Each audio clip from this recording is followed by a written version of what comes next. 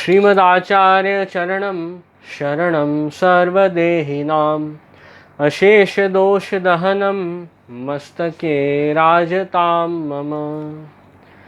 श्रीकृष्णं परमानन्दं दशलीलायुतं सदा सर्वभक्तसमुद्धारे विस्फुरन्तं परं नुमः। तो आज हम सब सत्संग के लिए एकत्रित हुए हैं और आज हमें वैष्णवों की वार्ता का सत्संग करना है। और आज तो बहुत ही आनंद का दिन है कि आज से श्रीनाथ जी द्वार में जन्माष्टमी की बधाई बैठ गई है और खूब प्रेम से भाव से सब भक्तजन प्रभु के आगे जन्माष्टमी के बधाई कीर्तन गाते हैं। कई अन्य घरों में जैसे हमारे सप्तम घर में जन्माष्टमी के 15 दिन पहले बधाई बैठती है। कई जगह आज से ही बैठ गई है, 1 महीने पहले से। तो आनंद की बात है। तो जन्माष्टमी की बधाई प्रभु सन्मुख गा ही सकते हैं प्रेम से।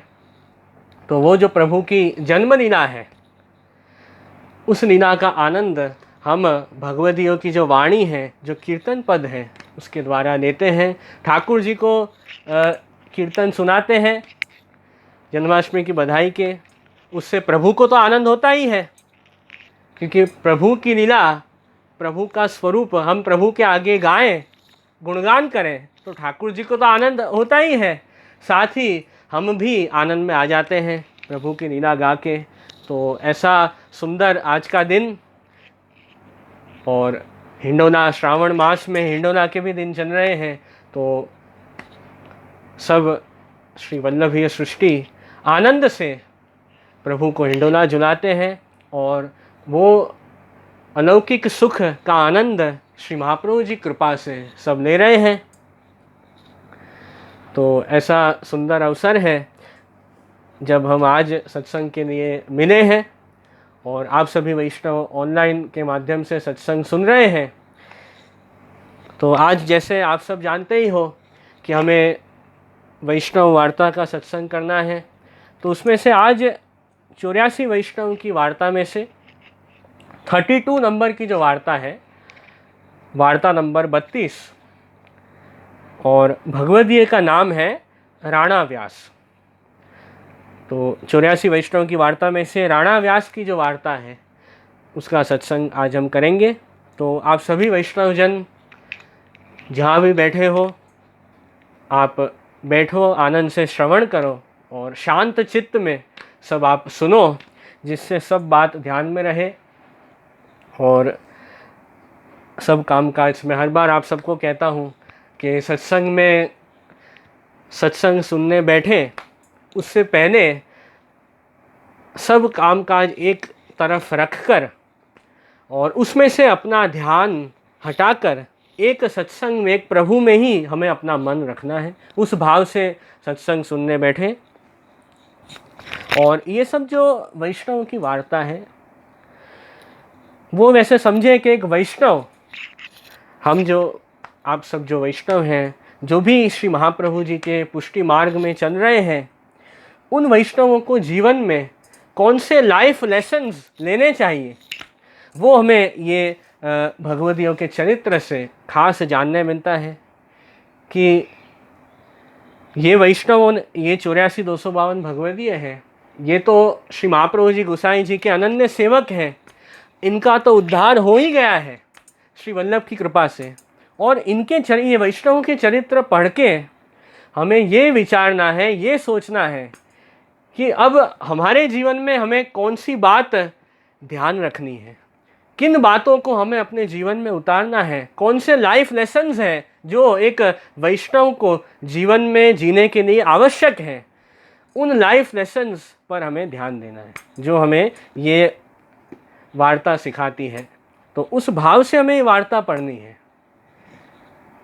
कि उसमें से हमें क्या बोध मिल रहा है, ये सब वार्ता में से हमें क्या सीखने मिल रहा है, उस पर हमें ध्यान देना है। तो उस भाव से वार्ता पढ़नी है। और जैसे वार्ता तो आप सब वैष्णव पढ़ते ही हो, पता है मुझे। आप सब वैष्णवों का, कई वैष्णवों का रोज का नियम होता है कि रोज 84-252 वैष्णव वार्ता पढ़ते हो, बहुत अच्छी बात है।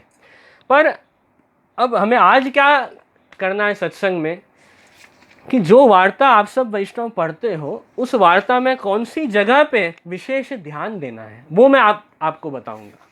तो उस दृष्टि से आप वार्ता पढ़ें। तो देखो अब हम वार्ता शुरू करते हैं। राणा व्यास की वार्ता है। वैसे तो थोड़ी बड़ी है वार्ता, पर शॉर्ट में, संक्षेप में मैं उस वार्ता का जो सार है वो आप सबको बता दूंगा। तो अब बस सत्संग शुरू करते हैं। अब श्री आचार्य जी महाप्रभु उनके सेवक राणा व्यास, साचोरा ब्राह्मण, गोधरा के वासी, तीन की वार्ता को भाव कहते हैं। तो अब सबसे पहले भाव प्रकाश में शहराय जी ये वैष्णव का नित्य लीला में क्या स्वरूप है वो यहाँ पे समझाया है कि राणा व्यास लीला में जो श्री स्वामी जी की सखी है इंदु नेखा, उनकी सखी नागवेणिका है। तो ये नागवेणिका जो राणा व्यास है उनका लीला में स्वरूप है प्रभु की नित्य लीला में। और फिर राणा व्यास का भूतल पे जन्म हुआ, तो वो चरित्र आगे आ रहा है वार्ता प्रसंग में कि जब राणा व्यास 12 वर्ष के हुए, बहुत छोटी आयु, छोटी उम्र, बचपन में ही उनको एक वैरागी का संग हो गया। तो एक विरक्त थे, वैरागी थे, जो ये संसार से जिन्होंने संन्यास वैराग्य ले लिया था, ऐसे वैरागी का संग हुआ। और वो जो वैरागी थे वो चारों धाम घूम के आए थे।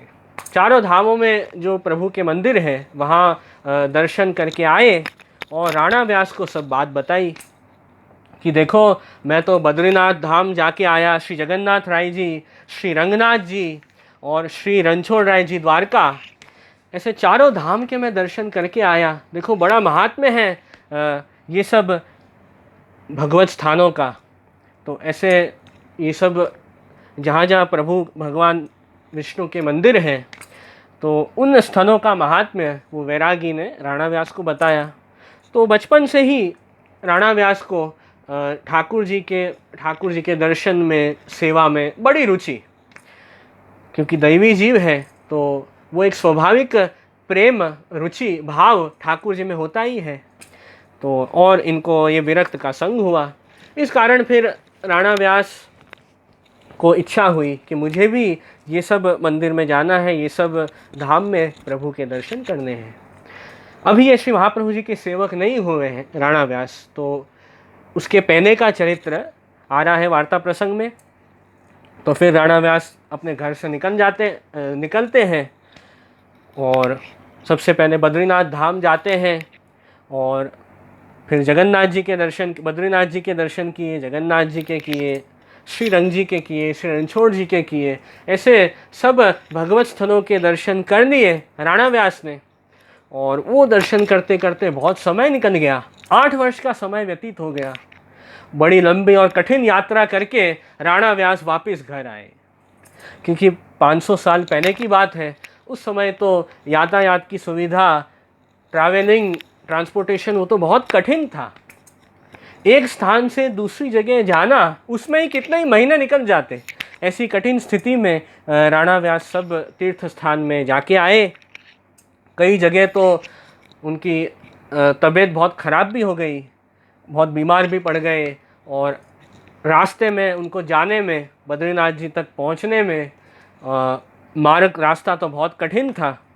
आज भी हम जाते हैं चार धाम की यात्रा करने, तो आज भी देखते हैं कि कितनी कठिनाई आती है वहाँ तक पहुँचने में।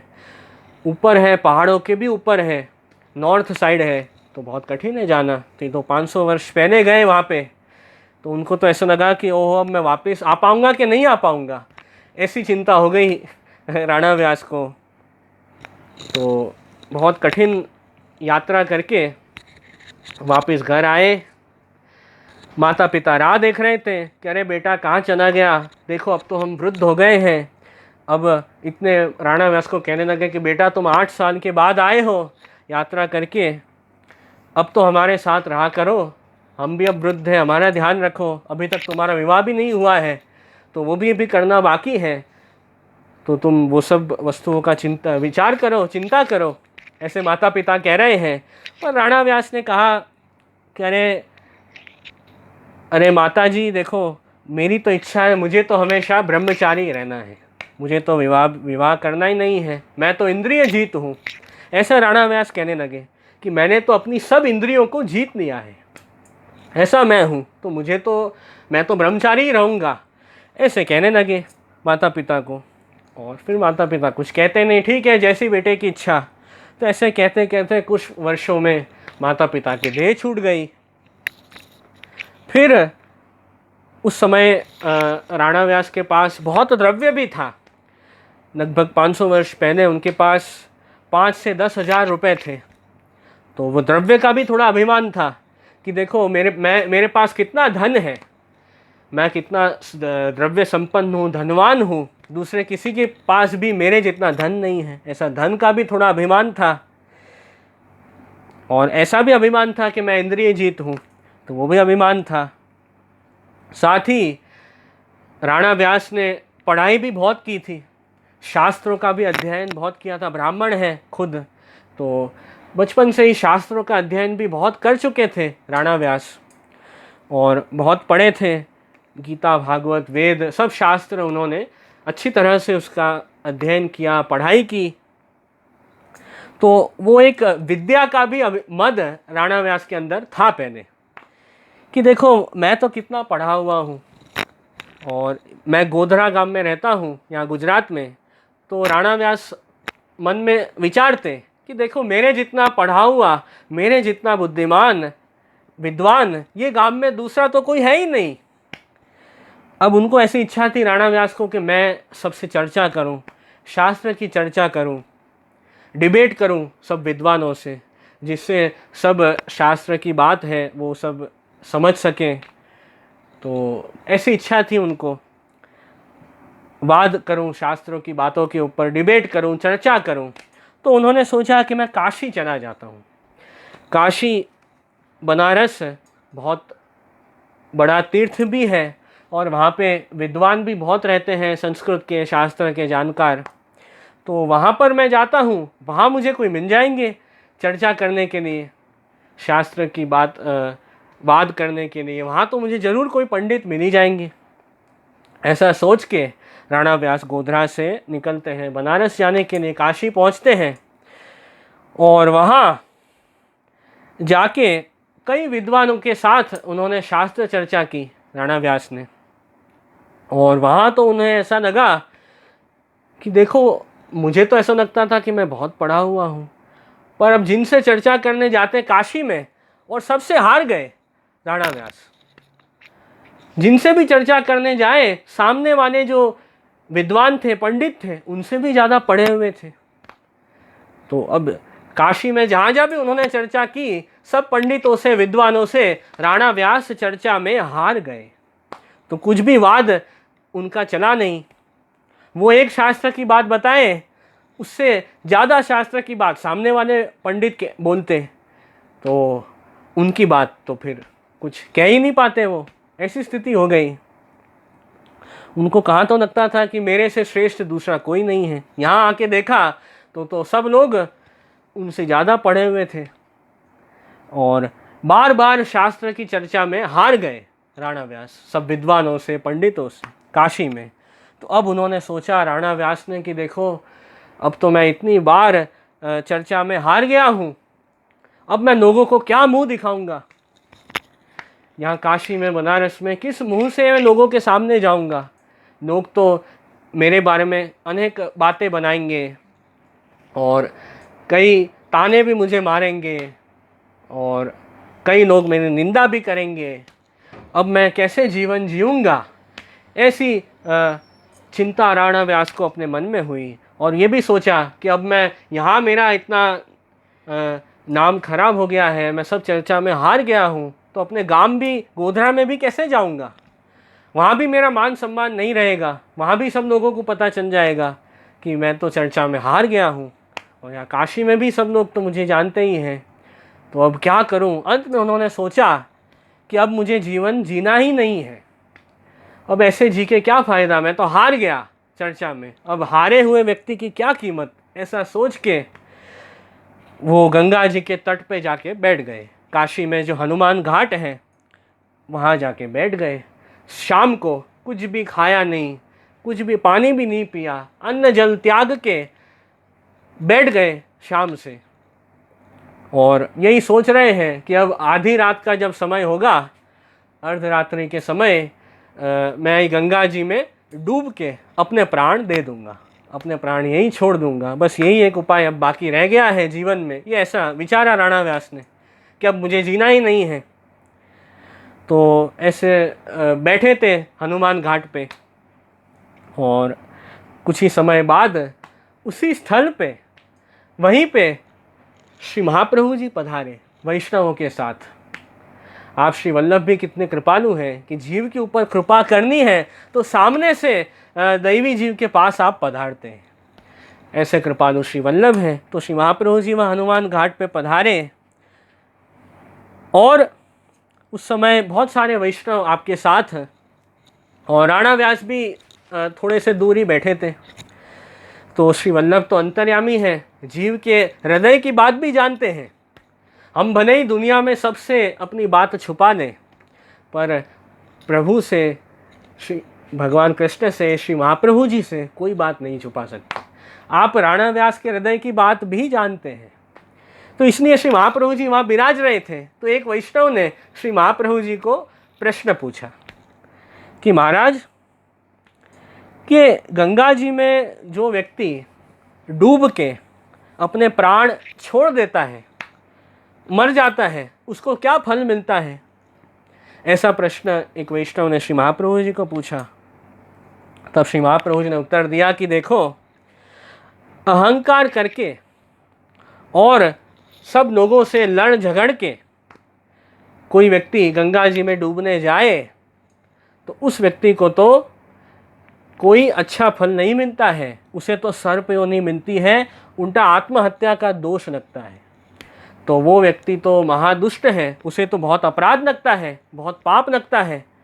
ऐसे श्री महाप्रभु जी ने उत्तर दिया कि अपने यहाँ शास्त्र में आत्महत्या, सुसाइड करना, उसे तो बहुत दोष युक्त माना है, वो तो बहुत बड़ा अपराध माना है। तो वो जो व्यक्ति करता है उसे अच्छा फल तो कभी मिलता ही नहीं है, उल्टा पाप लगता है, सर्प योनि मिलती है, अनेक दुख रोगादि से व्यक्ति ग्रस्त होता है। तो ऐसे आपने जवाब उत्तर दिया श्री महाप्रभु जी ने, क्योंकि अहंकार के कारण व्यक्ति विचारे कि अब मैं प्राण देह त्याग दूं गंगा जी में, तो ऐसे तो गंगा जी में देह छोड़ने का थोड़ी कोई फल मिलेगा, उल्टा पाप लगेगा आत्महत्या का। ऐसे श्री महाप्रभु जी ने बताया। और ऐसे भी श्री वल्लभ ने आज्ञा की कि जो व्यक्ति दीनता पूर्वक संन्यास की दीक्षा जिसने ली है, और दीनता पूर्वक जो सन्यासी जल समाधि लेते हैं और अंत समय प्रभु में जिसका मन होता है, ऐसे व्यक्ति को मुक्ति मिल सकती है, ऐसे व्यक्ति को अच्छा फल मिल सकता है। तो ऐसे आपने उत्तर दिया श्री महाप्रभु जी ने। तो ये सब जो बात, वो बाजू में ही बैठे थे राणा व्यास, पास में ही बैठे थे। तो राणा व्यास ने ये सब बात सुनी, और बात सुन के उनको मन में ये बात ध्यान आई कि देखो, यहाँ महाप्रभु श्री वल्लभाचार्य जी पधारे हैं, ये तो बहुत बड़े महापुरुष हैं, आचार्य हैं, तो मुझे इनकी शरण में जाना चाहिए। आप श्री मेरा उद्धार जरूर करेंगे। और ये सब बात तो मेरे जीवन की जो घटना है, मैं जो कदम जीवन में उठाने जा रहा था आत्महत्या का, और वही सब प्रश्नों के उत्तर श्री वल्लभ ने दिए हैं, तो मुझे तो आपकी शरण में जाना चाहिए। ऐसा सोच के राणा व्यास ने महाप्रभु जी से विनती करी कि महाराज, भली भाई जो ये वैष्णव ने ये प्रश्न इस समय पूछा, मैं तो अभी गंगा जी में डूबने ही जा रहा था, सुबह से भूखा बैठा हूँ, क्या करूँ? अब आधी रात को डूबने ही जा रहा था, परंतु अब मेरा उद्धार कैसे हो, इसका उपाय आप मुझे बताइए। ऐसे विनती उन्होंने श्री महाप्रभु जी से की, मैं आपकी शरण में हूँ। तब ये विनती उन्होंने की राणा व्यास ने, और श्री महाप्रभु जी तो आप जीव की परीक्षा भी लेते हैं, जीव शरण आता है उससे पहले आप परीक्षा लेते हैं। तो श्री महाप्रभु जी ने पूछा कि अरे राणा व्यास, आप तो अपने आप को बहुत बड़े स्वामी मानते हो, कि आप तो बहुत बड़े विद्वान हो, दूसरों को अपना सेवक बनाते हो, और अपने आप तो सब स्वामी हो सबके, आप क्यों सेवक होने की बात कर रहे हो? ये तो उचित नहीं है। आप ही दूसरों को सेवक करते हो तो आप मेरी शरण में आना क्यों चाहते हो? ऐसे श्री महाप्रभु जी ने उनको बताया। ऐसे आपने कहा कि आपको तो आप अपने आप को बहुत योग्य मानते हो, बहुत बड़े विद्वान मानते हो, स्वामी मानते हो, तो फिर आप सेवक हमारी शरण में क्यों आ रहे हो? आप खुद ही अपना उद्धार कर सकते हो। तो फिर ये आपने श्री महाप्रभु ने ये कहा तो राणा व्यास ने फिर श्री महाप्रभु जी से विनती करी कि महाराज, मैंने अपने जीवन भर अहंकार तो बहुत किया, हर बात का अहंकार किया, द्रव्य का अहंकार किया, विद्या का अहंकार किया, इंद्रिय जीत का अभिमान किया, पर हे प्रभु, अभी तो मेरी ऐसी स्थिति है कि काशी में जहाँ तहाँ पंडितों से मैं वाद करने गया, सब जगह हार गया, कहीं भी मैं चर्चा में नहीं जीत पाया। अब तो मेरी कोई भी स्थिति नहीं है, अब तो मेरी संसार में कोई कीमत ही नहीं है, सब अभिमान मेरा टूट चुका है। ऐसे उन्होंने श्री महाप्रभु जी से विनती करी कि महाराज, अब तो मैं आपकी शरण में आना चाहता हूँ, अब तो मैं आपका दास बनना चाहता हूँ, और मेरे भाग्य में कुछ अच्छा ही होने वाला है, इसीलिए तो इस समय आपके दर्शन हुए। ऐसे श्री महाप्रभु जी से उन्होंने विनती की, और श्री महाप्रभु जी स्वयं ही आज्ञा करते हैं, लोके स्वास्थ्यम तथा वेदे हरिस्तु न करिष्यति। जब व्यक्ति भगवान से बहिर्मुख हो जाता है, अपने अभिमान के कारण भगवान को भी भूल जाता है और अपने मद में ऐसे उन्मत्त हो जाता है, उस स्थिति में तो ठाकुर जी जीव की इस नोक में कभी स्वस्थता नहीं करते। ऐसे श्री महाप्रभु जी आज्ञा करते हैं। तो फिर उस जीव को रियलाइज होता है, जब अभिमानी टूट जाए, व्यक्ति का अहंकार खंडित हो जाए, फिर व्यक्ति को रियलाइज होता है कि देखो ठाकुर जी ने ये लीला की है जिस कारण मैं प्रभु के सन्मुख आ सकूं, प्रभु को मेरा अंगीकार करना है, इसलिए प्रभु ने ये घटना मेरे जीवन में घटाई है। ऐसा भाव रखना चाहिए। तो वही बात राणा इसकी जीवन में आ रही है कि ठाकुर जी को उनका अंगीकार करना है, इसलिए उनको सब शास्त्र चर्चा में ठाकुर जी ने हरवा दिया, जिससे उनका अभिमान टूटा और अब श्री महाप्रभु जी की शरण में आए हैं। तो प्रभु को उनका अंगीकार करना है, इसलिए ये लोक में ठाकुर जी ने उनकी स्वस्थता नहीं की। तो वो बात यहाँ, उस बात पे खास ध्यान देना है। और अब उनको ये भी भाव जगा कि इस समय श्री महाप्रभु जी के दर्शन होने, वो भी कितनी बड़ी बात है। नहीं तो अभी तो मैं तो श्री महाप्रभु जी को जानता भी नहीं था, और आप सामने से मेरे ऊपर कृपा करने पधारे, दर्शन दिए, और मुझ जैसे जीव को आप शरण लेने पधारे, दर्शन दिए, तो कितनी बड़ी बात है। ऐसा भाव अब राणा व्यास के अंदर जागा। अब मैं तो दीन हूँ, अनाथ हूँ, अब मेरे ऊपर आप कृपा करो। ऐसे निस्साधनता का भाव जब उनके अंदर आया, तब श्री महाप्रभु जी ने उनको आज्ञा करी कि हाँ, स्नान करके आओ, हम आपको सेवक करते हैं। तो जब तक जीव के अंदर दीनता नहीं आती है, तब तक महाप्रभु जी भी कैसे कृपा करें। तो जब निस्साधनता का भाव आया कि मैं कोई भी साधन करने में समर्थ नहीं हूँ, बड़े बड़े साधन तो बताए हैं शास्त्र में, भगवत प्राप्ति के उपाय बहुत बताए हैं, पर मैं तो निस्साधन जीव हूँ, मैं क्या कौन सा साधन में कर पाऊँगा। मैं तो एक केवल प्रभु के चरणों के आश्रित हूँ, ठाकुर जी की कृपा पर ही मैं आश्रित हूँ।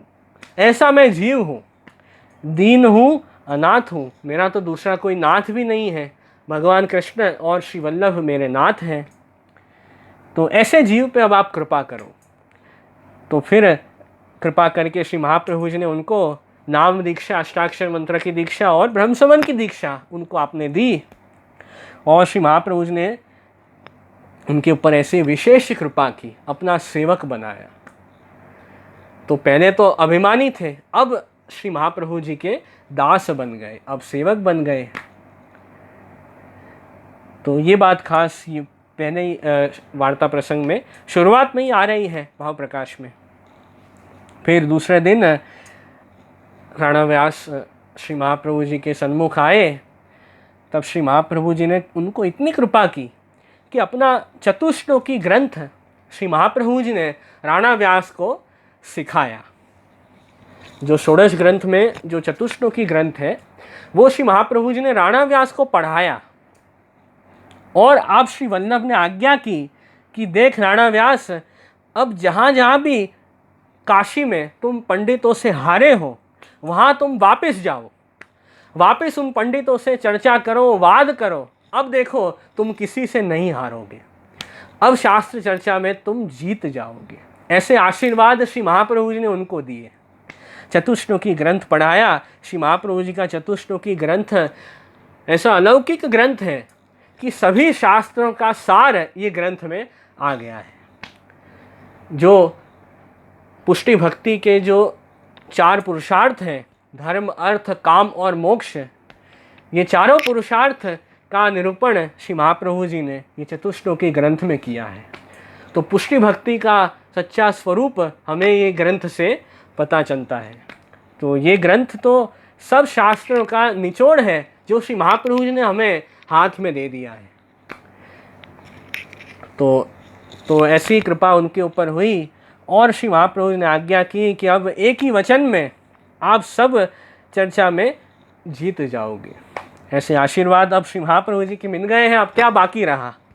वापस राणा व्यास आपके आशीर्वाद से गए पंडितों के पास, वहाँ उनसे वाद किए, चर्चा की, और अब राणा व्यास से कोई भी पंडित चर्चा में नहीं जीत सके। और अब वो शास्त्र चर्चा में विजयी हुए। सब शास्त्रों की बात उनको दृढ़ हो गई, अब विजयी हो गए। तो चर्चा में जीत के वापस श्री महाप्रभु जी के पास आए और श्री महाप्रभु जी ने उनको आज्ञा की कि देखो अब तो आप वाद में सब पंडितों से आप जीत गए हो, ये तो अच्छी बात है। ये तो श्री आचार्य जी के प्रमेय बल के प्रताप थे, आपके श्री वल्लभ के सामर्थ्य से राणा व्यास जीत पाए। नहीं तो राणा व्यास तो पहले हार ही हार रहे थे, जीत तो नहीं पा रहे थे, पर श्री वल्लभ के प्रमेय बल से, सामर्थ्य से ये कार्य हुआ। अब श्री महाप्रभु जी ने आज्ञा की कि राणा व्यास अब आप जीवन में एक बात याद रखना। कौन सी बात? कि अब जीवन में कभी भी अहंकार मत करना, किसी भी वस्तु का अहंकार मत करना, द्रव्य का, विद्या का, कोई भी प्रकार का अहंकार मत करना। क्योंकि श्री महाप्रभु जी आज्ञा करते हैं कि जिस वस्तु का अहंकार व्यक्ति करता है उस वस्तु का ही ठाकुर जी नाश कर देते हैं। ऐसे भगवान कृष्ण हैं। क्योंकि भगवान नहीं चाहते हैं कि उनके भक्त के अंदर, दैवी जीव के अंदर अहंकार रूपी दोष भरा रहे। तो ठाकुर जी क्या करते हैं, उस भक्त के अंदर से दोष निकालने के लिए ठाकुर जी ऐसे कुछ घटना जीवन में करते हैं जिससे अपने आप दोष हमारे अंदर के बाहर निकल जाते हैं। तो जिस वस्तु का अहंकार व्यक्ति करता है उस वस्तु को ही प्रभु नष्ट कर देते हैं। फिर अहंकार किस बात का करें? वो वस्तु ही नहीं रह जाएगी तो अहंकार करे भी तो किसका करें? ऐसी बात है। तो ये मुख्य बात ये वार्ता प्रसंग में आई है। तब राणा व्यास ने विनती करी कि महाराज अब तो मैं समझ गया हूँ, कभी भी अहंकार नहीं करूँगा। अहंकार करके तो मैंने बहुत दुख पाए हैं जीवन में। तो ये बात आई। और श्री महाप्रभु जी भी आप विवेक धैर्याश्रय ग्रंथ में आज्ञा करते हैं, अभिमानश्च संत्याज्यः स्वाम्य धीनत्व भावनात्। इसका अर्थ है कि हमें अभिमान का त्याग करके, अच्छी तरह से अभिमान का त्याग करके स्वामी के हम अधीन हैं ऐसी भावना रखनी चाहिए। कैसी भावना हमें रखनी चाहिए? तो श्री महाप्रभु जी आज्ञा करते हैं स्वाम्य धीनत्व भावना, कि मैं, मेरा देह, मेरी इंद्रिय सब मेरे जो स्वामी हैं भगवान कृष्ण उनके अधीन है। अधीन मतलब ठाकुर जी मुझे कंट्रोल कर रहे हैं, मैं स्वतंत्र नहीं हूँ।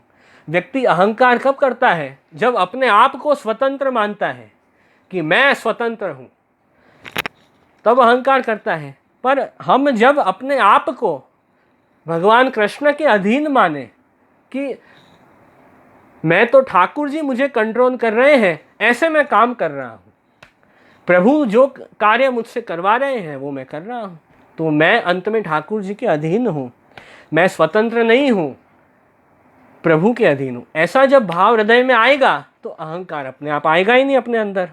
फिर भक्त ऐसा विचारेगा कि देखो मैंने ब्रह्म समझ लिया है और प्रभु को सब कुछ समर्पण मुझे करना है। ठाकुर जी के आगे निवेदन किया है कि मेरा देह, इंद्रिय, प्राण, अंतःकरण, ये लोग परलोक की सब वस्तु, मेरा सर्वस्व मैं भगवत सेवा के लिए समर्पित करता हूँ। ऐसा जो हमने निवेदन किया है ठाकुर जी के आगे, उसमें तो यही भाव है कि हम देहादि में अपना अभिमान नहीं रखते हैं। मेरी देह, इंद्रिय, ये सब कुछ जो है भगवत सेवा के लिए है। भगवत सेवा और भगवत स्मरण के लिए ठाकुर जी ने मुझे ये शरीर दिया है। तो अपना मिथ्या अहंकार तो रखना ही नहीं है शरीर में। तो ऐसा भाव हमें रखना है, देहादि सर्व प्रभु को समर्पित करके भगवत अधीनता का भाव हमें अपने मन में विचारना है। तो ऐसा जब भाव आएगा तब तो अहंकार होने का प्रश्न ही नहीं है और दीनता आएगी हमें अपने अंदर। दीनता आई तो तुरंत ठाकुर जी प्रसन्न हो गए। श्री वल्लभ आज्ञा करते हैं, दैन्यम त्वत्तोष साधनम, दीनता ही प्रभु की प्रसन्नता का एकमात्र साधन है। तो ये वार्ता प्रसंग में बात आई। और एक और बात खास, ये अभी जो हमने प्रसंग देखा राणा व्यास का, उसमें सीखने की है जीवन में कि चाहे जीवन में कैसी भी परिस्थिति आए, हमें उस सिचुएशन से कभी भागना नहीं चाहिए। जैसे देखो राणा व्यास वो चर्चा में, वो वाद में हार गए पंडित से, तो उन्होंने क्या सोचा कि अब मुझे जीना ही नहीं है, अब मैं डूब जाता हूँ गंगा जी में। ऐसे डूबने जा रहे थे तो महाप्रभु जी ने उन्हें बचाया। तो वैसे हमारे जीवन में भी कोई ऐसी घटना घट जाए, ऐसी परिस्थिति आए जिससे हम नाकामयाब हो, हम फेल हो जाएं कभी जीवन में, तो ऐसी परिस्थिति में भी हमें कभी भागना नहीं है या ऐसे गलत विचार अपने मन में लाने ही नहीं है। उस स्थिति में भी हमें निराश नहीं होना है। उस जीवन की परिस्थिति में हमें ऐसा विचारना है कि देखो, ऐसे इंग्लिश में अपने यहाँ एक साइंटिस्ट हुए थॉमस एडिसन, और वो साइंटिस्ट ने एक बहुत अच्छी बात कही है, और इंग्लिश में कहा जाता है कि failure is the stepping stone to success. आपको सक्सेस तक पहुंचना है, कामयाब बनना है, उसमें जो फेलियर है वो तो एक स्टेपिंग स्टोन है। कि हम कोई भी काम में फेल हो जाते हैं तो फेलियर हमें ये सिखाता है कि हमें अपनी गलती कैसे सुधारनी, हमने कौन सी गलती की जिस वजह से हम फेल हुए, उस पर हमें ध्यान देना है। हम अपनी गलती सुधार देंगे तो अपने आप भविष्य में वो जो मिस्टेक है, गलती है, वो रिपीट नहीं होगी और फिर हम सक्सेसफुल हो जाएंगे। तो जीवन में फेलियर भी आए, नाकामयाबी भी आए, फिर भी हमें उदास नहीं होना है, प्रसन्न चित्त आनंद में रहना है कि देखो ये घटना जीवन में घटी है तो ठाकुर जी ने इसमें भी कुछ अच्छा सोचा होगा। ऐसा विचार के हमें जीवन में आगे बढ़ने का विचारना है। और फेलियर से हमें अनुभव मिलता है कि कैसे जीवन में जिया जाए, उसकी सच्ची समझ मिलती है। तो ऐसे कभी भी जीवन में फेलियर से डर के भागना नहीं है, उस परिस्थिति का डट के सामना करना है, तो ज़रूर हम कामयाब हो जाएंगे। यही सिखाया है श्री महाप्रभु जी ने राणा व्यास को ये प्रसंग में।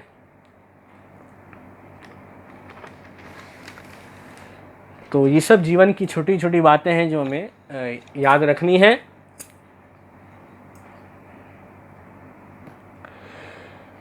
फिर राणा व्यास ने श्री महाप्रभु जी से विनती की कि महाराज, मेरा जीवन तो ऐसे ही भटकते भटकते निकल गया संसार में, अब कुछ प्रभु का अनुग्रह हो, ऐसी आप कृपा करो। तब तो वही बात वल्लभ साखी में आती है, बहे जात भव सिंधु में दैवी सृष्टि अपार, तिनको करण उद्धार प्रभु प्रभु प्रगटे परम उदार। ये जो दैवी सृष्टि है वो यही संसार सागर में फंसी हुई थी, यही संसार सागर में आसक्त थी, ठाकुर जी को भूल गए थे। उन जीवों को वापस ठाकुर जी तक पहुंचाने के लिए श्री महाप्रभु जी आप प्रकट हुए, जिससे सब दैवी जीवों का उद्धार हुआ। तो ये वल्लभ साखी में बात आई, बहुत दिना भटकत फिरियो कछु न आयो हाथ, श्री वल्लभ सुमर्यो तबे पड़ियो पदार्थ हाथ। तो अब श्री महाप्रभु जी ने कृपा करके ठाकुर जी की सेवा राणा व्यास के माथे पधरा दी और आपने आज्ञा की कि अब प्रेम से प्रभु की सेवा करो, मन ठाकुर जी की सेवा में लगाओ। ऐसे आपने आज्ञा की कि आपकी आज्ञा से अब राणा व्यास अपने गांव गोधरा में आए और प्रेम से अपने घर में भगवत सेवा करने लगे। तो ये सब बात शुरुआत के प्रसंग में आई। तो ये बात है। अब आगे जो पहला वार्ता प्रसंग है उसमें ये बात है कि एक बार राणा व्यास के ऊपर किसी ने गलत आक्षेप और गलत आरोप डाल दिए। क्योंकि क्या होता है, व्यक्ति के पीछे कई ऐसे लोग पड़े हुए होते हैं जो उसको आगे बढ़ने नहीं देते। ऐसे कई लोग होते हैं दुनिया में। तो राणा व्यास के ऊपर किसी ने गलत आरोप डाल दिया और दरबार में उनकी गलत शिकायत कर दी हाकिम से कि राणा व्यास ने बहुत अन्याय किया है, पराई स्त्री के साथ उन्होंने अन्याय किया है। ऐसा आक्षेप आरोप राणा व्यास के ऊपर किसी ने डाल दिया और हाकिम को शिकायत कर दी जाके। तो राणा व्यास तो आनंद से भगवत सेवा करते, उनको तो किसी से ज़्यादा था ही नहीं मतलब। फिर भी लोग ऐसे होते हैं दुनिया में जो शांति से जीने नहीं देते हैं, ऐसे होते ही हैं और कई विघ्न ऐसे डाल देते हैं। तो फिर राणा व्यास तो आनंद से कर रहे थे, बैठे थे घर में, और उनके बहुत अच्छे मित्र जगन्नाथ जोशी थे, वो भी उस समय उनके घर आए हुए थे। जगन्नाथ जोशी भी श्री महाप्रभु जी के ही सेवक हैं, राणा व्यास भी श्री वल्लभ के सेवक हैं। तो दोनों बहुत अच्छे मित्र थे, बहुत अच्छे वैष्णव। तो जगन्नाथ जोशी राणा व्यास के घर आए थे और उनको ये सब बात पता चली कि इस प्रकार राणा व्यास ने के ऊपर किसी ने गलत आरोप डाल दिए हैं। दरबार में अब उनको बुलाया जा रहा है। तो जगन्नाथ जोशी ने कहा कि देखो राणा व्यास, आप चिंता मत करो, आप कहीं चले छुप जाओ, आप दरबार में मत जाना, मैं जाता हूँ दरबार में। ऐसे जगन्नाथ जोशी ने कहा, मैं आपकी सहायता करूँगा, आप चिंता मत करो, आप कहीं दूर अभी चले जाओ। ऐसे कह दिया और जगन्नाथ जोशी घर में थे। हाकिम ने अपने आदमी भिजवाए राणा व्यास के घर में कि जाओ राणा व्यास को मेरे पास लेके आओ। तो हाकिम के आदमी आए उनके घर में और पूछा कि कहाँ है राणा व्यास। तो जगन्नाथ जोशी ने कह दिया कि राणा व्यास तो घर में नहीं है, तो कहीं बाहर गए हैं, बोलो क्या काम है। तो उन्होंने कहा कि अभी के अभी उनको हाकिम के ने दरबार में बुलाया है, उन्होंने बहुत अन्याय किया है, तो ऐसे उनको बुलाया।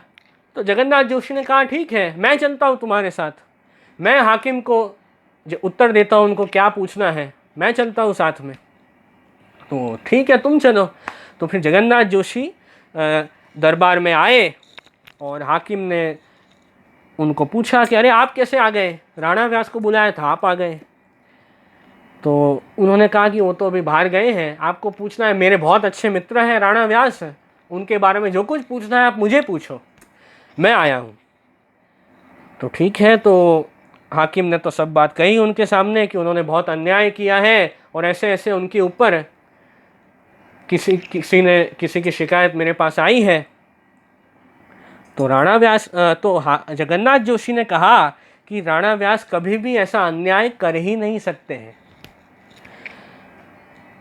मैं तो कभी नहीं मान सकता हूँ कि वो ऐसा अन्याय कर सकते हैं, वो तो बहुत बड़े भगवदीय हैं और वो ऐसा गलत काम तो कभी कर ही नहीं सकते हैं, मैं 100% गारंटी देता हूँ उसकी, ऐसे जगन्नाथ जोशी ने कहा। तो हाकिम ने कहा कि हम कैसे माने। तब जगन्नाथ जोशी ने कहा कि ठीक है, आप जैसे कहो वैसे मैं करता हूँ। तब हाकिम ने क्या किया, उस समय एक गाड़ी का पहिया मंगवाया, तो बैलगाड़ी घोड़ा गाड़ी जो भी होती है उसका पहिया वहाँ पे मंगवाया दरबार में। और हाकिम ने कह दिया कि देखो ये जो गाड़ी का पहिया है, इस पहिए को अग्नि में हम जलाएंगे, इस पहिए को आग में जलाएंगे और जलता हुआ ये पहिया तुम उठा के बताओ। यदि ये जलता हुआ पहिया उठाने से तुम्हारे हाथ जल गए तो मैं समझ जाऊंगा कि राणा व्यास ने अन्याय किया है, और यदि तुम्हारे हाथ नहीं जले तो ये सिद्ध हो जाएगा कि राणा व्यास ने कोई अन्याय नहीं किया है। तो जगन्नाथ जोशी ने कहा ठीक है, जैसा आप कहो वैसा मैं करने के लिए तैयार हूँ, मैं सत्य बोल रहा हूँ। तो सत्य को किसी भी बात का डर नहीं होता है, सत्य कभी भी झुकता नहीं है। जो झूठा व्यक्ति होता है उसे डर होता है कि कहीं मेरा झूठ बाहर न आ जाए, सच्चा व्यक्ति तो डरता नहीं है। तो जगन्नाथ जोशी ने कहा आप जैसा कहो वैसा मैं करूँगा। तो वो जो जलता हुआ पहिया, गाड़ी का पहिया, वो जगन्नाथ जोशी ने अपने हाथ में उठा लिया और उस पहिए को उठाने से न तो उनके हाथ जले न उनको कोई तकलीफ हुई, आनंद से पहिया उठा लिया। और जैसे ही उन्होंने हाथ में उठाया वैसे ही वो जलता हुआ पहिया जो है वो ठंडा पड़ गया, उसकी अग्नि शीतल हो गई, ऐसा यहाँ वर्णन है। और फिर वो पहिया उन्होंने अपने गले में पहन लिया जगन्नाथ जोशी ने। और सब जो भी वहाँ दरबार में लोग बैठे थे, खड़े देख रहे थे, हाकिम और सब लोग, उनको बड़ा आश्चर्य हुआ, अरे कि ये कैसे हो सकता है, उनका तो पूरा शरीर जल जाना चाहिए अग्नि से, पर इनको तो कुछ हो ही नहीं रहा है। सब लोगों को चिंता हुई कि अरे ये क्या हो रहा है, तो उनको तो कुछ नहीं हुआ। फिर हाकिम ने कहा कि अरे हाँ हम समझ गए, आप सच्चे हो।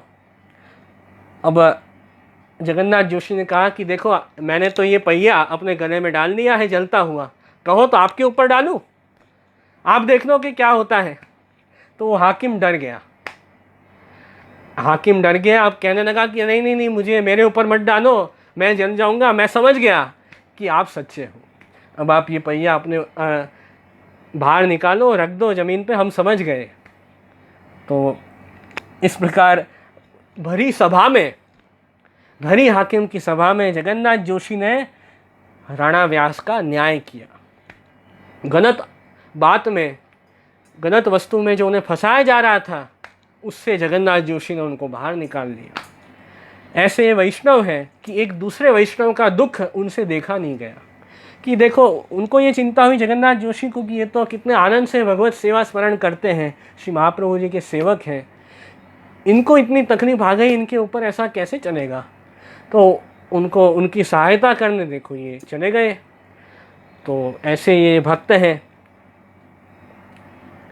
कि इनको सबके ऊपर दया का भाव है, दूसरों के दुख दूर करने की इच्छा है, ऐसे ही भगवदीय है, वही तो उन्हें तो वैष्णव कहते हैं। तो इस प्रकार जगन्नाथ जोशी ने सब सभा में सिद्ध कर दिया और झूठे आरोप, झूठे जो राणा व्यास पे लगाए थे वो सब हट गए। अब हाकिम थे, उन्होंने कहा जगन्नाथ जोशी को कि आप कुछ मांगो हमारे पास, आपने ये दरबार में न्याय किया है, कुछ मांगो, आपने बहुत अच्छा काम किया है। तो जगन्नाथ जोशी ने कहा कि मैं तो एक ही बात मांगता हूँ कि आपके पास आकर जिस भी व्यक्ति ने राणा व्यास की गलत चुगली की है, उस व्यक्ति को आप कुछ मत करना, उसको कोई दंड मत देना, उसको आप मत मारना, ऐसे जगन्नाथ जोशी ने कहा। तो हाकिम को बहुत सुन के आश्चर्य हुआ कि देखो ये कैसे भक्त हैं कि जिस व्यक्ति ने राणा व्यास को फंसाया, उनका अहित करना विचारा, उस व्यक्ति का भी अहित ये नहीं चाह रहे हैं, उस व्यक्ति को भी मरवाना नहीं चाहते हैं। ऐसे ये भक्त हैं कि किसी के लिए भी खराब भाव इनके मन में है ही नहीं, ऐसे वैष्णव हैं। तो हाकिम भी ये सब देख के उनको भी बहुत आनंद हुआ कि देखो आज भी भूतल पे ऐसे भगवदीय रहते हैं। तो ये सब न्याय का काम करके वापस जगन्नाथ जोशी घर आ गए, राणा व्यास से मिले और राणा व्यास ने कहा कि देखो भाई वैष्णव, मेरे कारण आपको कितनी तकलीफ हुई, आपको कितना दुख हुआ, कितनी श्रम हुआ आपको, ऐसे कहने लगे। पर जगन्नाथ जोशी ने कहा कि ये सब बात ठीक है, पर मैं तो यही बात जानता हूँ कि वैष्णव कभी भी हीन कार्य नहीं करते। यही बात को मैं जानता हूँ, इसी बात को सिद्ध करने मैं दरबार में गया था, ऐसे कहा जगन्नाथ जोशी ने। तो ये सब चरित्र हुआ वैष्णव, और इस चरित्र से भाव प्रकाश में शहराज जी आज्ञा करते हैं कि हमें ये शिक्षा लेनी है कि वैष्णव जो है वो कभी भी गलत काम या हीन कार्य करते ही नहीं हैं, वही सच्चे वैष्णव हैं। और कदाचित अनजाने में भी कोई गलत काम वैष्णव से हो भी जाए तो भी हमें वैष्णव के लिए कभी भी अपने मन में दोष बुद्धि नहीं रखनी है, ऐसे हमें भाव रखना है। हमें जो है वैष्णव के कभी भी दोष दृष्टि या दोष बुद्धि नहीं रखनी है, ये बात हमें जीवन में समझनी है। क्योंकि हम दूसरों के दोष देखेंगे, वैष्णव के दोष देखेंगे, उससे जो है हमारा मन कलुषित होगा और हमारे अंदर भी वो सब गलत गलत विचार आएंगे, तो उससे हमारा ही अहित होगा। तो ऐसे हमें नहीं करना है, हमें जो है निर्दोष भाव से वैष्णवों का और गुरु का संग करना है। वही बात श्री गोसाई जी आज्ञा करते हैं, तद भक्तेषु च निर्दोष भावेन स्थेयम आदरात। निर्दोष भाव से हमें वैष्णवों का और गुरु का संग करना चाहिए, कभी भी दोष दृष्टि नहीं रखनी है। यदि हम दोष दृष्टि रख के वैष्णव का संग करेंगे, गुरु का संग करेंगे, तो वो संग कभी भी हमें फलित नहीं होगा, उल्टा हमारा पतन होगा। तो ये बात जीवन में सीखनी बहुत ज़रूरी है। वही बात यहाँ खास भाव प्रकाश में शहराज ने बताई है। तो ऐसे ही भगवदीय होते हैं। तो वैष्णव से हमें उनका संग भी करना है और उनके जो अच्छे गुण हैं वो हमें ग्रहण करने हैं, तभी हमारा कल्याण हो पाएगा। सभी जगह दुनिया में हम सब लोगों के दोष ही देखते रहेंगे तो आए थे हम पुष्टि मार्ग में और हमारे उद्धार ही नहीं हो पाएगा। पुष्टि मार्ग में आके भी हम ऐसे गलत काम में फंस जाएं तो फिर उद्धार कैसे होगा। तो फिर ये बात खास जीवन में ध्यान रखनी है। शुद्ध भाव से हमें भगवदियों का और गुरु का संग करना चाहिए। और एक और बात खास भाव प्रकाश में बताई श्री हरिराय जी ने कि ये जो पूरा प्रसंग हुआ, ये वार्ता प्रसंग, इससे ये बात भी सीखने आई कि थोड़ा भी जो अहंकार बच गया था राणा व्यास के अंदर कि मैं बहुत इंद्रिय जीत हूँ, मैंने सब इंद्रियों को जीत ली है, वो अभिमान दूर हो गया ये प्रसंग से। ऐसे भी भाव प्रकाश में शहराय जी समझाए हैं। अब उनका हृदय जो है पूर्ण रूप से शुद्ध हो गया राणा व्यास का। अब ठाकुर जी की सेवा करते तो ठाकुर जी सानुभावता जताने लगे, प्रभु उनके साथ बातचीत करने लगे। ऐसी कृपा अब करते प्रभु राणा व्यास के ऊपर। तो जब तक हृदय में ऐसे दोष छुपे हुए हैं तब तक ठाकुर जी बात क्यों करें हमारे साथ, तब तक विशेष अनुभव प्रभु नहीं जताते हैं। तो इस प्रकार हमें प्रेम से भगवत सेवा करनी है और जीव मात्र के ऊपर दया रखनी है। ये बात भी बताई जो मैंने आपको समझाई वार्ता प्रसंग में कि जिसने चुगली की थी उसको भी बचा लिया जगन्नाथ जोशी ने, उसको भी नहीं मरवाया। तो ऐसे उन्होंने दया रखी जीव मात्र पर। तो ये सब बात जो है पहले वार्ता प्रसंग में आई। अब आगे दूसरा वार्ता प्रसंग देखते हैं। अभी अंतिम वार्ता प्रसंग है। अब दूसरे वार्ता प्रसंग में बात है कि एक बार राणा व्यास सिद्धपुर आए। सिद्धपुर में राणा व्यास अपने मित्र जगन्नाथ जोशी के साथ जो सरस्वती नदी है उसके तट पे बैठे थे, संध्या वंदन कर रहे थे, भगवत चर्चा कर रहे थे, बैठे थे। और उसी समय उन्होंने देखा कि एक रजपूतानी, एक रजपूत, उसकी पत्नी, तो वो रजपूतानी, उनका पति मर गया था, पति की देह छूट गई थी। तो वो जो रजपूतानी थी वो सती होने जा रही थी। मतलब ये पहले ऐसी रीत थी समाज में, 500 वर्ष पहले की बात है, आजकल ये सब नहीं है, पर 500 वर्ष पहले की बात है कि सती की जो प्रथा थी वो चल रही थी। उसमें पति का देहांत हो जाए, फिर जो उनकी पत्नी होती है वो जब पति का अंतिम संस्कार हो रहा हो, उसी अग्नि में जो पत्नी है वो भी अपने प्राण त्याग देती है, सती हो जाती है। ऐसे यूनी समाज में ये रीत थी। तो उसी प्रथा में ये जो रजपूतानी है वो भी अपने प्राण छोड़ने जा रही थी, सती बनने जा रही थी। तब राणा व्यास जो जगन्नाथ जोशी के साथ बैठे थे, उनको ये बात पता चली। उन्होंने उस रजपूतानी को देख के अपना सिर हिलाया, अपना जो माथा, अपना जो सिर है, मस्तक, वो हिलाया वो रजपूतानी को देख के।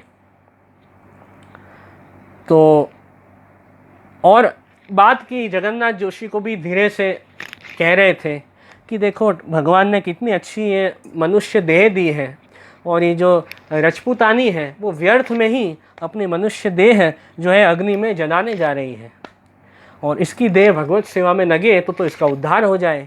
ऐसे धीरे धीरे बात कर रहे थे जगन्नाथ जोशी से। अब ये बात वो जो रजपूतानी थी उन्होंने देखी कि यहाँ एक व्यक्ति बैठे हैं राणा व्यास, इन्होंने मुझे देख के अपना सिर हिलाया। मतलब वो रजपूतानी समझ गए कि मैं कुछ गलत करने जा रही हूँ, मुझे ये काम नहीं करना चाहिए, मुझे अग्नि में अपने प्राण नहीं छोड़ने चाहिए। ऐसा उनको रियलाइज़ हुआ रजपूतानी को। तो उन्होंने सोचा कि देखो अब मुझे अपने प्राण अग्नि में नहीं देने हैं। और जो भी उनके घर के लोग थे, समाज के लोग थे, सबको कह दिया कि मैं अब अपने प्राण नहीं छोड़ूंगी अग्नि में, मुझे सती नहीं होना है। तो सब लोग कहने लगे समाज के, कैसे तो नहीं चलेगा, आप ऐसे कहोगे तो आपको घर में ही हम नहीं आने देंगे, यहीं आपको जला देंगे। ऐसी सब बात समाज वाले कहने लगे, क्योंकि ये जो प्रथा थी वो चल रही थी उस समय। तो धीरे धीरे बंद हो गई, अच्छा हुआ, पर उस समय तो चल रही थी प्रथा। तो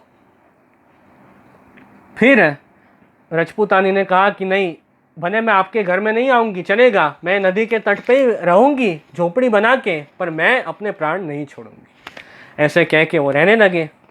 और यहाँ दूसरे दिन वो रजपूतानी राणा व्यास के पास गए और जाकर पूछा कि भाई देखो, कल आपने मुझे देख के अपना सिर क्यों हिलाया, क्या कारण था, आप क्या बात कर रहे थे, मुझे बताओ। तो पहले तो राणा व्यास ने कहा कि हाँ ऐसे ही हम बातचीत कर रहे थे, हंसी मजाक कर रहे थे, आप क्यों चिंता कर रहे हो। तो उन्होंने कहा, रजपूतानी ने, नहीं, मुझे जानना है कि आप क्या बात कर रहे थे, मेरे बारे में ही कुछ बात कर रहे थे। तो उनकी बहुत इच्छा हुई, तब राणा व्यास ने कह दिया कि देखो मैं आपसे सच्ची बात कहूँ तो सच्ची बात तो यही है कि आपको भगवान ने ये मनुष्य देह दी है, ये शरीर दिया है, आप उसको अग्नि में जलाने खुद ही जा रहे हो, तो आप तो ये मनुष्य जो जीवन है उसको व्यर्थ जाने दे रहे हो। ये तो भगवान ने आपको कितना अच्छा अवसर दिया है कि ये शरीर से आप प्रभु की सेवा कर सकते हो, प्रभु का स्मरण कर सकते हो, तो आप तो अपने आप का कल्याण कर सकते हो, और अपना जीवन आप व्यर्थ क्यों अग्नि में झोंक रहे हो। ऐसे समझाया राणा व्यास ने। इसलिए हमने आपको देख के मस्तक माथा हिलाया कि ये तो आप सही नहीं करने जा रहे हो, गलत काम करने जा रहे हो। तब उन्होंने ये सब बात सुनी। राणा व्यास ने कहा कि जिस व्यक्ति का शरीर ठाकुर जी की सेवा और स्मरण में नहीं लगता है, उसका तो जीवन ही बेकार हो गया, जीवन में कुछ बचा ही क्या, जीवन सुधरने की जगह उल्टा बिगड़ गया। आपको किसी ने बहुत फैसिलिटी दी हो, बहुत अच्छा घर दिया हो, बहुत सुख सुविधाएं दी हो, सब दिया हो पर आप उसका उपयोग ही ना करो तो फैसिलिटी का क्या मतलब, सब फैसिलिटी वेस्ट हो जाएगी। अब किसी ने आपको 5 स्टार होटल की फैसिलिटी दी है रुकने के लिए, पर आप रोड पे जाके रुको, मुकाम करो, वहीं सो जाओ, तो कैसा लगेगा? तो अच्छा नहीं लगेगा ना। लोग हंसेंगे आपके ऊपर कि सब सुविधा होने के बावजूद भी आप दुखी हो रहे हो। उसी प्रकार ठाकुर जी ने तो हमें सब दिया है, मनुष्य जन्म दिया है और वैष्णव के घर भी हमें जन्म दिया है, सब सुविधा दी है, सब दिया है, फिर भी हम प्रभु से बहिर्मुख रहे, ठाकुर जी के सन्मुख नहीं हो, तो ये तो कितनी खराब बात होगी हमारे जीवन के लिए। तो ये बात समझाई राणा व्यास ने। तो ये सब बात उनको सुन के ऐसा रियलाइज हुआ रजपूतानी को कि ये तो बहुत सच्ची बात है आपकी, मैं तो अपना जीवन व्यर्थ अग्नि में झोंकने जा रही थी, अच्छा हुआ आपने मुझे बचा लिया। ऐसे कहने लगे कि अब ठाकुर जी के लिए मेरी देह का विनियोग होगा भगवान कृष्ण की सेवा स्मरण भगवत कार्य में, तो मैं कृतार्थ हो जाऊंगी। ऐसा भाव उनके अंदर जगा। तो ऐसा भाव भी क्यों आया? क्योंकि वो दैवी जीव है, वो जो रजपूतानी है वो दैवी जीव है, इसलिए ऐसा उत्तम भाव उनके अंदर आया और राणा व्यास की जो बात थी वो उनके हृदय में बैठ गई। अब रजपूतानी ने कहा कि अब तो आप जैसा कहोगे वैसा मैं करूंगी, मैं आपकी शरण में हूं, आप जो भी बताओगे वैसे मैं करूंगी। तो राणा व्यास ने कहा कि अभी तो आपके पति का देहांत हुआ है कल ही, तो अभी तो आपको सूतक है, तो सूतक आपका निवृत्त हो जाए उसके बाद आप शुद्ध होकर हमारे पास आना, हम आपको सब बात समझा देंगे। तो ये बात कही तो वो रजपूतानी को बहुत हृदय में ताप हुआ, आरती हुई कि अब कब ये सूतक के दिन निवृत्त हो और कब मैं जाके भगवत धर्म में जुड़ पाऊंगी। ऐसा तीव्र विरह ताप उनके हृदय में प्रकट हुआ, कब मैं भक्ति कर पाऊंगी ठाकुर जी की। तो ऐसा अलौकिक भाव भी सबको नहीं होता है, जिसके ऊपर ठाकुर जी की कृपा होती है उसी के अंदर ऐसा भाव भी जगता है कि मुझे भगवत धर्म में जुड़ना चाहिए। नहीं तो दुनिया में तो आप देखो कि करोड़ों लोग हैं, क्या सबके अंदर ऐसा भाव आता है? नहीं आता है। तो प्रभु की कृपा की बरसात हो जाती है तो वैसा भाव भी आ जाता है और सब परिस्थिति भी अनुकूल हो जाती है। तो ऐसे ये दैवी जीव है, तो ऐसे भाव प्रकट हुआ। अब इनको दृढ़ विश्वास हुआ कि मेरा उद्धार होगा। तो अब सूतक के दिन निवृत्त हुए, उसके बाद रजपूतानी आए राणा व्यास के पास। उन्होंने कहा कि अब मैं क्या करूं, आप बताओ। तो राणा व्यास ने तो कहा कि देखो मेरे गुरुदेव श्री महाप्रभु जी हैं, महाप्रभु श्री वल्लभाचार्य जी का ही मैं सेवक हूँ और आपको भी उनका ही सेवक होना है। पर अभी श्री महाप्रभु जी जब यहाँ पधारेंगे तब आप सेवक हो जाना। अभी मैं आपको ये जो अष्टाक्षर मंत्र है श्री कृष्ण शरणम मम, इसका ये मंत्र का आप स्मरण करते रहो। फिर जब श्री महाप्रभु जी पधारे तो आपके पास से दीक्षा ले लेना। ऐसे राणा व्यास ने ये मंत्र उनको बताया। तो बहुत भाव से रजपूतानी अष्टाक्षर मंत्र बोलते, सतत बोलते रहते। उनके अंदर वो भगवत भाव प्रकट हुआ और उन्होंने कहा रजपूतानी ने कि मैं आपकी कुछ सेवा भी करूंगी। तो वो राणा व्यास के जो भी वस्त्र होते, धोती इत्यादि, वो साफ करते, वो धो देते, वो सब सेवा भी वो करने लगे। ठाकुर जी की भी जो भी टहल हो, जो भी वो ये रजपूतानी करते कि जो भी सीधा सामग्री हो वो सुधार देते, कोई वस्तु लानी हो ला देते, प्रभु के वस्त्र खासा करने हो कर देते, पात्र मांजने हो मांज देते। ऐसी जो भी सब परिचर्या थी वो सब ये करते रजपूतानी।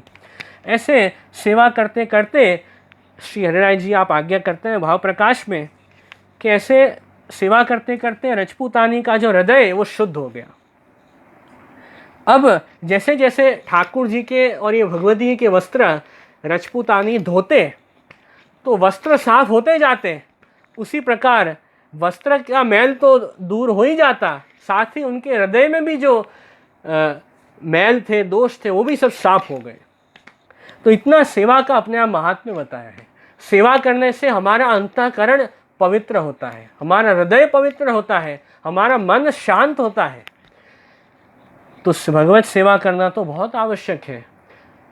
खराब जो भाव है, क्रोध, गुस्सा आना, लोभ होना, अहंकार होना, संसार आसक्ति होनी, मोह होना संसार में, मात्सर्य ईर्ष्या का भाव होना, दूसरों से द्वेष करना, ये सब खराबी जो दोष हैं वो अपने आप बाहर निकल जाते हैं। एक बार जीव अपने हाथ प्रभु की सेवा में पवित्र करता है, उससे वो जीव शुद्ध बन जाता है। तो ये भगवत सेवा का महात्म्य भी खास ही वार्ता में बताया। फिर श्री महाप्रभु जी आप पधारे सिद्धपुर गांव में, तब राणा व्यास ने श्री महाप्रभु जी को अपने घर पधराए कि गुरु पधारे हैं तो गुरु को तो घर में पधराना ही चाहिए। तो उसी में जो सेवक है उसका कल्याण है। गुरु घर में पधारे तो क्या होता है, अपना घर पवित्र होता है। गुरु के चरणारविंद हमारे घर में पड़ते हैं, जिससे घर पवित्र होता है और गुरु की कृपा दृष्टि जीव के ऊपर पड़ती है, उससे जीव का कल्याण हो जाता है। और श्री महाप्रभु जी पधारते तो अनेक जीवों का भी उद्धार हो जाता। राणा व्यास ने सब बात बताई श्री महाप्रभु जी को रजपूतानी की, कि ऐसे ऐसे इनको बहुत अच्छी भावना है और आप अब इनको सेवक करो। तब श्री महाप्रभु जी ने कृपा करके नाम निवेदन, अष्टाक्षर और ब्रह्मसुमन की दीक्षा रजपूतानी को दी और ऐसे अनेक जीवों का उद्धार श्री महाप्रभु जी ने किया। तो ये खास ये वार्ता प्रसंग में बात आई और बहुत भाव से राणा व्यास और वो रजपूतानी वो सेवा करते ठाकुर जी के, ठाकुर जी सानुभावता जताते। तो राणा व्यास के संग से ये जो रजपूतानी है उनको भी भगवत प्राप्ति हुई। इसलिए एक वैष्णव का संग जब दूसरे वैष्णव को होता है तो वैष्णव का भी वो जीव भी प्रभु और गुरु तक पहुंचता है। जैसे राणा व्यास के संग से ये रजपूतानी जो है वो श्री महाप्रभु जी के सेवक बन पाए। जैसे कहते हैं ना कि एक गीला कपड़ा सूखे कपड़े को लग जाए तो जो सूखा कपड़ा होता है वो भी गीला हो जाता है। उसी प्रकार वैष्णव का संग होता है, गुरु का संग प्राप्त होता है तो जो जीव है वो ठाकुर जी के रंग में रंग जाता है।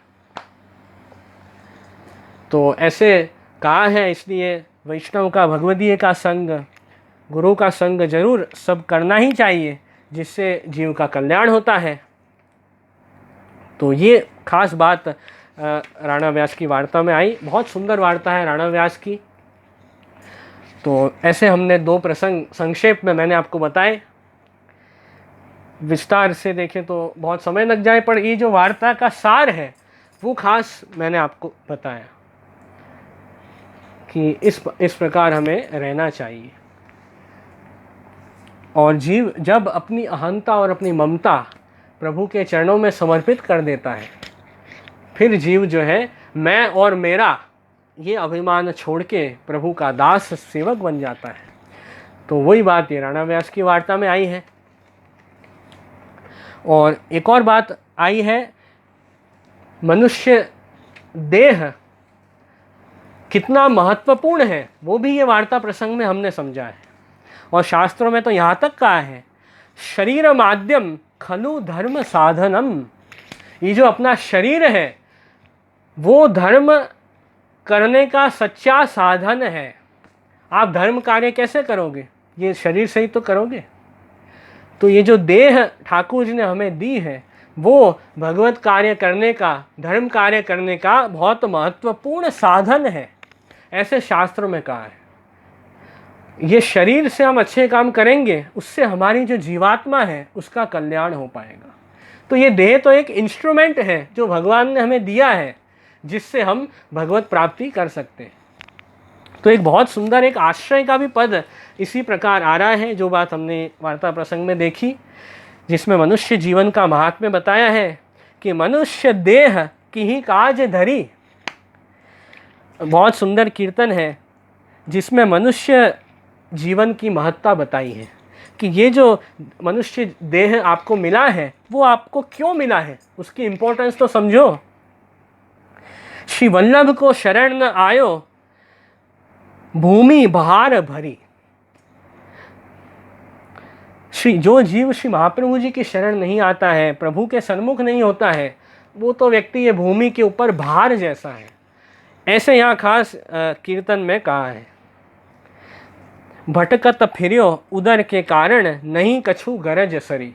पूरा जीवन जो व्यक्ति है वो ऐसे ही संसार में सब जगह भटकता रहता है और हाथ में तो कुछ आता नहीं है। अंत में सब छोड़ छाड़ के, यहीं छोड़ छाड़ के जो है मनुष्य चला जाता है, देह छूट जाती है और जीवात्मा है उसका कल्याण नहीं हो पाता है, क्योंकि अच्छे काम व्यक्ति ने किए नहीं, बस अपने स्वार्थ को ही पूरा करने पूरा जीवन व्यतीत कर दिया। तो पाप तो आए नहीं, पाप तो बहुत कर दिए और पुण्य कार्य किए नहीं। तो ऐसी हालत होती है जीव की। वो बात बताई है, मानो बैल बंजारे के घर, क्षण भर कल न पड़ी। बंजारा कैसा होता है? बंजारा जो होता है एक जगह कहीं भी टिकता नहीं है, हमेशा घूमता रहता है। उसी प्रकार जो ये मनुष्य है वो संसार में अनेक जगह भटक रहा है, घूम रहा है अपना स्वार्थ पूरा करने, पर हाथ में तो कुछ आ नहीं रहा है। वास्तविक जो हमारा अर्थ है, जो भगवान कृष्ण, उनको तो छोड़ दिया है और भटक रहे हैं संसार में प्रभु से बहिर्मुख होके। तो ऐसे जीव का तो जीवन ही व्यर्थ है। वो बात बता रहे हैं यहाँ, लख 84 डोलत डोलत, नहीं पाई डगरी। 84 लाख योनि है अपने यहाँ। अपन देखते हैं कि कितनी सारी योनियाँ दिखती हैं, कितने प्रकार के जीव हैं।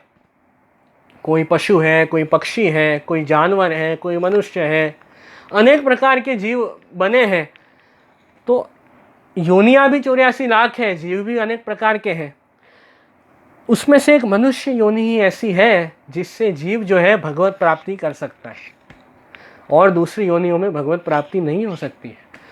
वैसे वार्ता में देखते हैं कि कई पशु पक्षी का उद्धार गोसाई जी ने किया है, पर वो अपने सामर्थ्य से, अपने प्रमेय बल से किया है। वैसे उद्धार हो नहीं सकता है।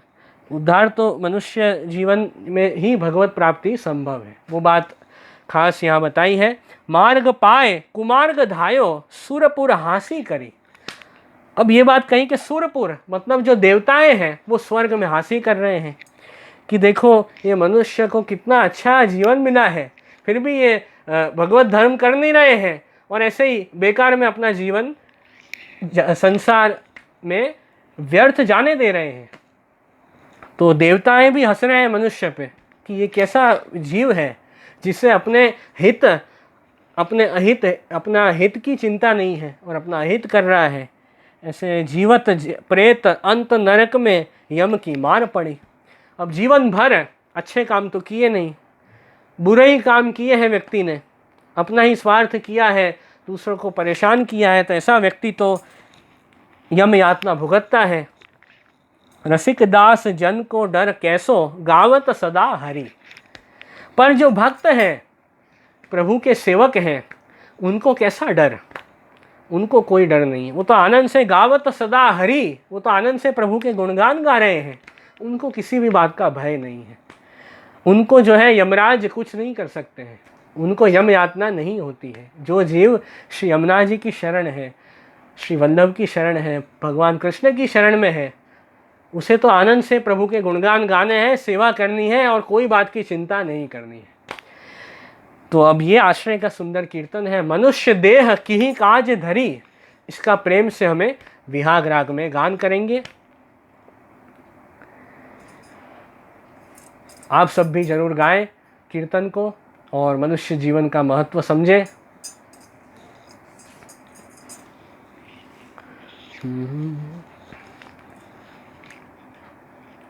मनुष्य देह की काज धरी, मनुष्य देह की काज धरी, मनुष्य देह की काज धरी, मनुष्य देह की काज धरी। श्री वल्लभ के शरण न आयो, भूमि भार भरी मनुष्य देह की काज धरी। भटकत फिरयो उदर के कारण, नहीं कछु गरज सरी। मानो बैल बंजारे के घर, क्षण भर कलन परी। मनुष्य देह की काज धरी। लख चौराशी डोलत डोलत, नहीं पाई डगरी, नहीं पाई डगरी। मार्ग पाय कुमार गधायो, सुरपुर हासी करी। मार्ग पाय कुमार गधायो, सुरपुर हासी करी। मनुष्य देह की काज धरी। जीवत प्रेत अंत नरक में, यम की मार परी। रसिक दास जन को डर कैसो, रसिक दास जन को डर कैसो। गावत सदा हरि, गावत सदा हरि। मनुष्य देह की काज धरी। तो बस सुंदर आश्रय का पद गान किया। अब यहीं आज का जो हमारा सत्संग है वो समापन करेंगे। आप सब वैष्णव जुड़े सत्संग में, बहुत आनंद हुआ। इसी प्रकार मिलके हम सत्संग करते रहें।